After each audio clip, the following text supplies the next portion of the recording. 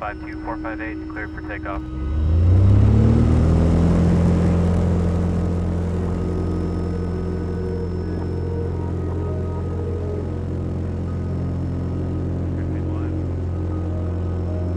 Yeah, I'm smelling a little bit of smoke from it right there.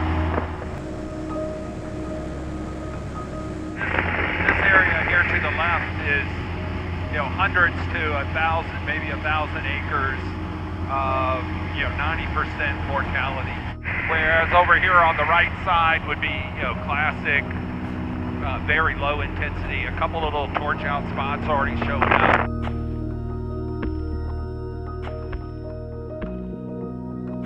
It's just not that big of an impact. Low scale disturbance, the fire down on the surface that we can't see from up here was removing a lot of the fuels that have accumulated on these hillsides. So it's good from a fuels reduction point of view. It's thinned the forest out a little bit. It's created a mosaic. When you get a fire like what's outside the window here, where there's a lot of green trees left, what that does is now for the next half century, it's created a different fuel bed for the next fire to come through. It will be a repeated mosaic in the sense that some of the areas will also not burn again, and there the trees get bigger and live longer over time. And then you grade all the way up to the south-facing slopes and rocky areas that are the shrubs that are burning every 10 or 20 years.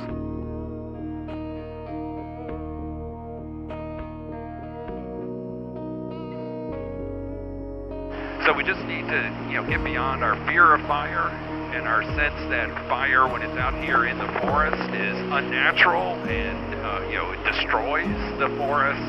It destroys trees and behaves in a way we just don't like it. But most of the area, and I think including this fire, when we ultimately have all the data and all the images, most of this was actually good fire from an ecological standpoint.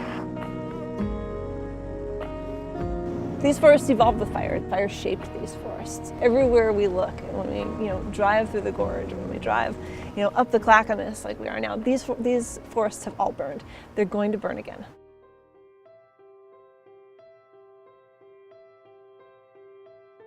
Yeah, I think this area up here is actually really going to be interesting because we move from this high severity fire here where you've got a lot of standing dead trees. There's a lot of natural regeneration, so the conifers are coming back in.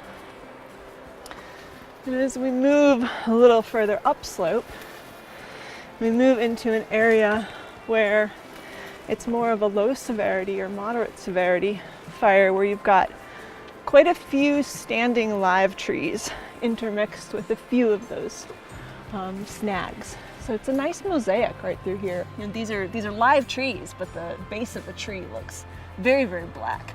And if you look up the tree a bit, you can see how high the fire came up. It's called the scorch height.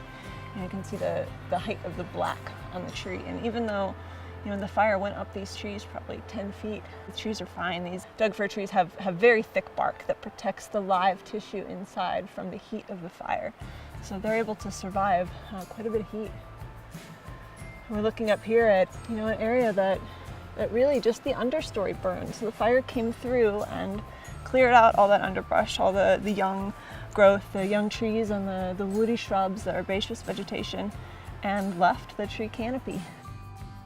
By mosaic, I mean patches of different fire severity. So there's places where there was a very hot fire, it burned with high intensity. And you've got other patches that there are live standing large trees where fire just kind of burned underneath. So, I think about it like a quilt where there's different pieces.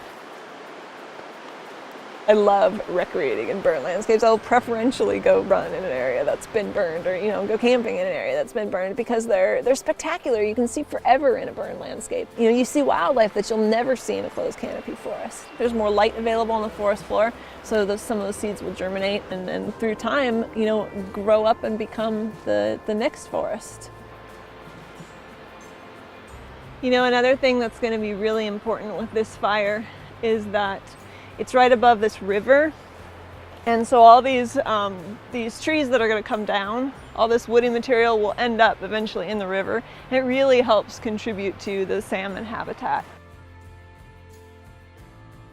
I like to think about forests in the same way that we think about a campfire. When you build a campfire, if you only put large logs on there, it's not going to burn, right? When you build a campfire, you put paper in there, you put kindling in there, you put maybe some grasses in there, and that's the stuff that's really going to get your fire up and going.